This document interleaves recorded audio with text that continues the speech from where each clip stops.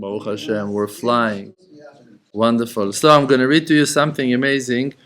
And Bezrat Hashem, we're dedicating this shiur for the cure and health and the recovering of all of the broken souls.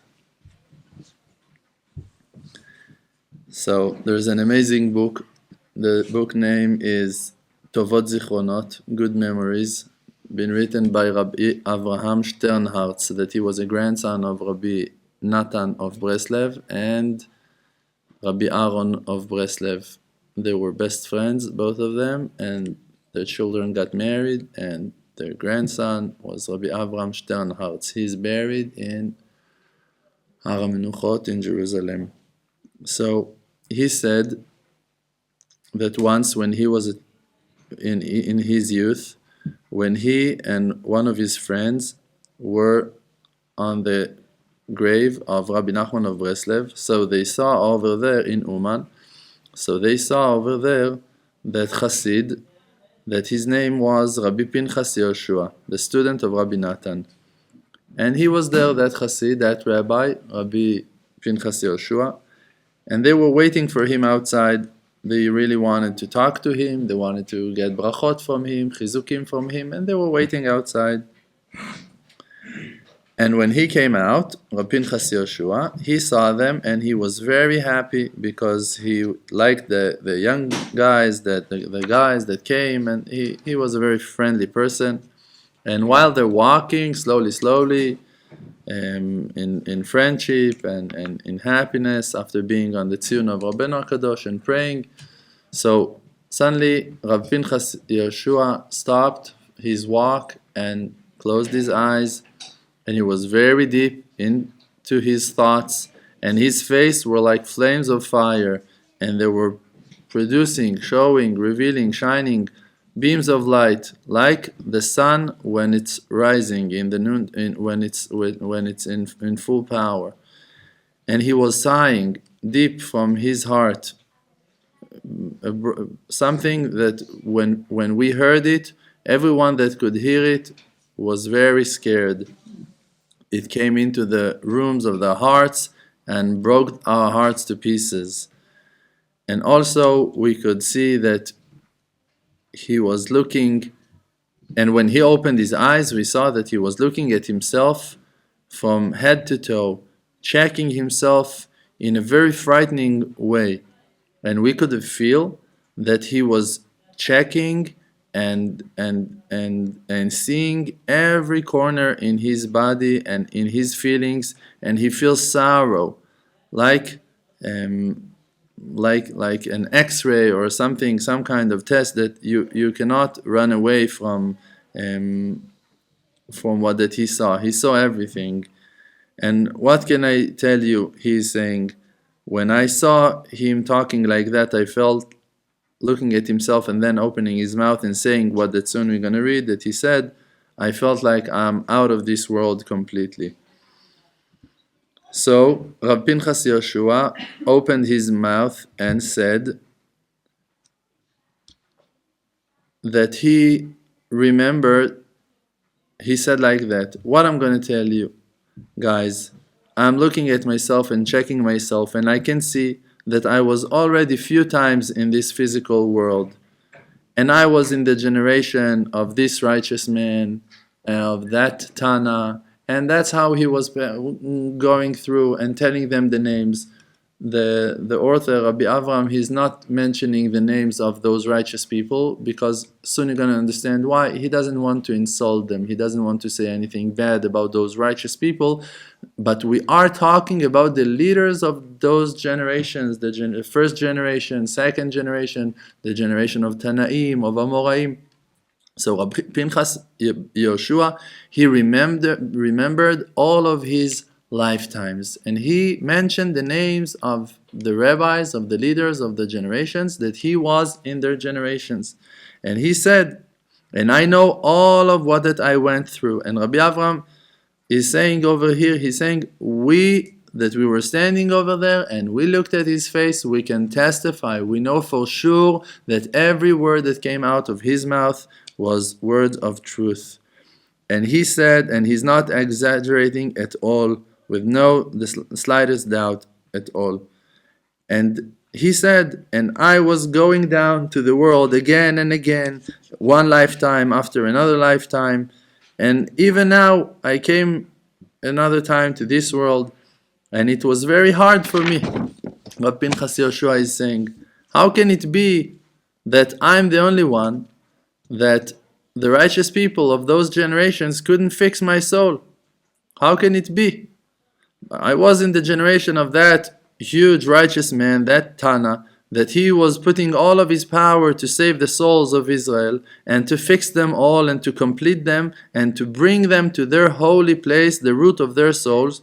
And why he left me behind and didn't fix me also inside of them? And I left alone and without none of the friends of that generation, stuck in darkness of the depths of my sins, all of the days of my life. And by that, because that huge righteous man that was in charge on fixing the souls of that generation, he didn't do it. He didn't fix me. He left me behind, and I had to go back to this world again. Maybe I will have the merit to be fixed properly.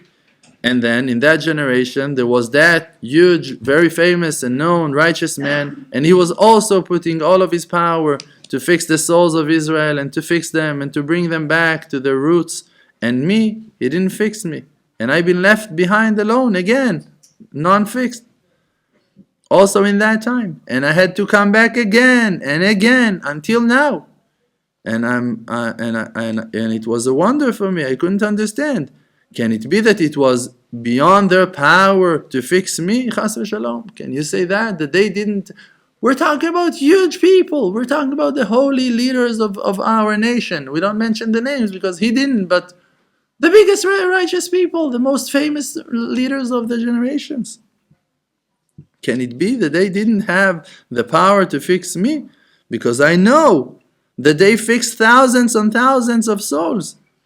So I accepted on myself that it was me to blame. I must understand that something that I was doing was very wrong if they haven't fixed me. And then he explained himself and he said that like that it's written in the Talmud that the righteous people, they are being called builders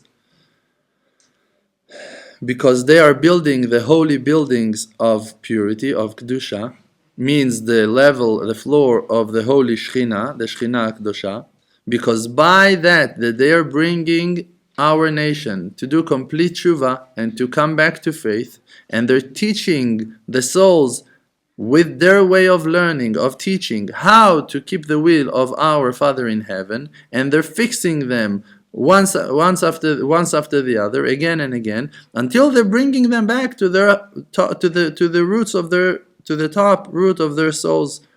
Everyone, they're bringing him to the place that he is at. By that, they're fixing the floor of the Shekhinah, again, more and more. And this is why those righteous people, they've been called builders, because they're like the builders, they are building the buildings, while they're building regular walls and buildings and ceilings, that in the beginning they're working to fix the stones, one stone after the other, to make it fit, to be set in the building, and they're bringing it to the right place, and they're making all of the stones to fit one to each other, to make one line of the building until they finish to build one line. And in the end, they're building another line on top of the first line. And then they're going and building one line on top of the other until they're finishing a whole floor. And that's how the righteous people that are putting their effort on fixing the souls to build the Shekhinah Kedusha, and they're building one floor after the other. And like with the builders, the physical builders of this world, that sometimes they find a stone that is very hard and bent, that they need to put a lot of effort to make it good, that it's going to fit to the building. So they're not usually throwing it and dropping it, just they're trying to work on that stone as much as they can, as much as they have power and time to fix that stone, to break it and to straighten it up. And they're putting a lot of effort until they're fitting it into the building with the rest of the stones. Because after fixing it, it becomes to be like the rest of the stones. You won't recognize that there was a problem with it. Okay, if it's there, it's already good enough. But sometimes those builders, they're finding a very bent and a very strong stone that when he starts fixing it from one side, so you find that it's bent from the other side, and when he's going to fix the other side, so suddenly you see a third side that is bent and crooked, and you need to work on it. And as much as he will put power to straighten it up and to fix it, it's not become nice. And when the builder sees that nothing useful is coming out from that effort on that stone, because it stays awkward and bent, and it's not fit. Ana Hashem Moshiach. So then he have to throw it away and to drop it and to leave it to the next one, to the next righteous man. And then that stone is left outside of the building, and it becomes worse because it is thrown now between the legs of the people that are walking on the street close to the building, and it becomes to be an Even Negef, a stone that is like failing people. People can trap on it, people can fall. Dangerous stone. And it's exactly like that in spirituality. That the righteous people, the real Talmidei Chachamim, that they are being called Bonim, builders, they are putting all of the effort to build the Shekhinah Kedosha by fixing the souls of Israel. Shenikraim Avanim, that they are called stones, like that it's written, Tishtapechna Avnei Kodesh B'rosh Kol Chutzot, holy stones that have been thrown out to the streets. That it's talking about the souls of Israel, and the righteous people, they're working hard to fix and to straighten up the hearts of our nation to Father in heaven until they become fit and worthy, and by them building, the righteous people are building the floor of the Shekhinah Kedosha. But there are a lot of souls, a lot of stones like those, that the righteous people need to suffer a lot and to put a lot of effort and sweat until they're going to fix them properly like they should. And sometimes they're putting all of their effort with Mesirut Nefesh, Mamash, really suffering with all of their powers until they fix that soul and to bring it into the holy building. But when they came to my soul, and I came into their hands to fix me. So in the beginning, when I came in front of that huge Tana, that righteous man, to fix me, and he tried, and he couldn't. And he started to fix me from the other side, and still he couldn't fix it and to complete me. And that's how he put, and so many years and so many ways, and he couldn't fix me completely in no way.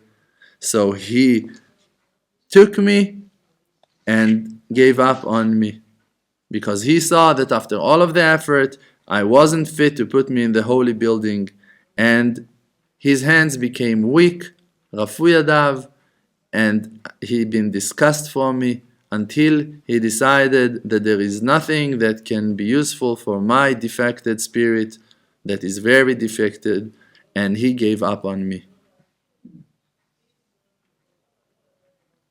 And he gave up on me. And then in the second generation, when I came, I had to come again to this world. And like the first time, also the builders tried to fix me, and they couldn't find me worthy and fit for anything. And that's how it was in all of the generations that I was in, that all of the holy righteous people, very high level, very huge and great, that they were dealing with fixing the souls of Israel, all of them gave up on me and threw me away from their face. And that's how I've been left alone, orphaned, and with no one from all of those ancient generations that I was between them. Everyone been fixed except of me. And I was thrown on the streets, being dangerous for people, and everyone are being discussed for me, falling and rolling between the desires and the lusts and being after despair. But the Creator himself, he saw, and he had that compassion on me, and with mercy with no end on me and on my poor soul, abandoned and depressed and miserable soul that is suffering for so long, he brought me again to this world. And in this generation, he brought me, after that, Rabbi Nachman of Breslov, the Nachal Novea Mekor Chochma, the spring, the source of wisdom, that revealed his wisdom in this world, that all of the worlds, all of them are terrified and scared and humbling themselves in front of him because of his holiness and purity. And he revealed wonderful advice, and he fixed things in the world that are so nice and so great that every person in the world can come closer to the Creator like that, no matter who he is, no matter in which level he's holding, from the lowest places, from the farthest places, from the most abandoned places and filthiest places of them all, places that you're not allowed even to mention their names. And he was screaming with his loud voice, a very strong and great voice, with all of his powers. He was screaming to strengthen the weak hands and to give power to the weak knees and legs. And that's how he said, there is no despair in the world at all. And he said, I'm a river that can purify from all of the stains, and more and more and more. And then Rabbi Avraham is saying, look at that thing, that a soul that was so low and so broken and so filthy in so many generations, and righteous people gave up from that soul, to which level it achieved in the end, it reached in the end, that in the end he's standing in front of you and he's got the ability to remember all of his lifetimes, and to remember to hold a level like that of complete tshuva, and to have complete faith, and to recognize everything that he's going through, every part of his spirit, of his soul is open and revealed to him, and he knows exactly, he's aware to himself completely until he remembers all of his lifetimes. And we're talking about the same soul. When Rabbi Shmuel Horovitz, the righteous man, Rabbi Shmuel Horovitz was in Uman, he was in Uman for 1.5 years of his life, and he said, I saw that when I was in Uman, that if a person is following the advice of Rabbi Nachman of Breslov, he can reach the level of Tanaim ve'Amoraim. He can become to be a person with the power to revive the dead, to give life to a dead person. That's how high you can become, by following the advice of Rabbeinu. And Rabbeinu said, all of my advice are powerful, and I'm strong in all of my words, but in those two things, those are the two main things that I'm the strongest in them. One is the Tikkun Haklalli, that he said that every person that will say Tikkun Haklalli, it will fix him completely, and we cannot understand how high those things are climbing. If Rabbeinu said those words, so it means that this thing to read Tikkun Haklalli even once in your life, it's going to fix you to the roots of your soul. It's going to bring you to places that you can never imagine. And on top of that and beyond of that, Rabbeinu said that hitbodedut, the simple conversation that he is guiding us, that's the main advice of Rabbi Nachman of Breslov. That every person will have 1 hour of conversation to talk to the Creator like you talk to your best friend. He said that's the highest level of them all. Hitbodedut hi ma'ala gdola ve'elyona min hakol. That when a person is talking to the Creator like you talk to your best friend, that's the way that the righteous man is fixing you and bringing you to the roots of your soul and bringing you to the highest levels of them all. Levels that even righteous people couldn't achieve. Only by following that simple advice, knowing and understanding how much the Creator is close to you, how much He loves you, how much there is nothing that is separating you and your Father in heaven. Nothing. And all of the rest of the righteous people and all of the rest of those holy people that came and taught us and guided us and gave us amazing advice. If you can keep those advice and it gives you life and happiness and joy and getting your will and your desire to come closer to Hashem stronger, so go for that. It's great. But if you look at yourself and you check and you say, hey, I'm under all of the levels. I fell down to the lowest places of them all. So your way to fix yourself, it's only to throw yourself completely on Hashem Yitbarach. and you're going to find yourself the closest to Him, more than anyone else in the world. Because in the moment that you open your mouth and you just talk to the Creator like you talk to your best friend, you just feel confident, you feel right to do that, you feel that you're in a loving environment, that Father in heaven, the source of love and mercy, is with me. And you just open yourself to Him immediately. You meet Him face to face. Immediately, you and Him become one. And we need to believe in ourselves. We don't need to work hard. We don't need to sacrifice a lot. We need to be honest with ourselves and just to connect ourselves to our real being, to the roots of our soul, that it's a spiritual being that is 100% connected to the Creator, and just to feel that connection and to live through that connection and to be who that we are and to feel that closeness to Hashem Yitbarach from inside, and to count on our feeling that we have it, and to go all the way with prayers and thanks and confessions and requests and whatever you feel like saying to Hashem Yitbarach. When you do that, you achieve completion by serving Him. Become to be one with Him completely. That's the gift that we received from this righteous man, Rabbi Nachman of Breslov. And he promised that whoever gonna take that advice to talk to the Creator every day, 1 hour, and to judge himself on his actions, and to try to find the right way, and to go with that pure intention of finding the roots of his soul, Rabbeinu Rabbi Nachman of Breslov promised, I promise that I will bring him to fix himself in a higher level than the root of his soul, where his soul started. Rabbeinu promised to bring him to a higher level than the level that he started the creation from. Thank you very much. Chazak u'baruch. Be blessed.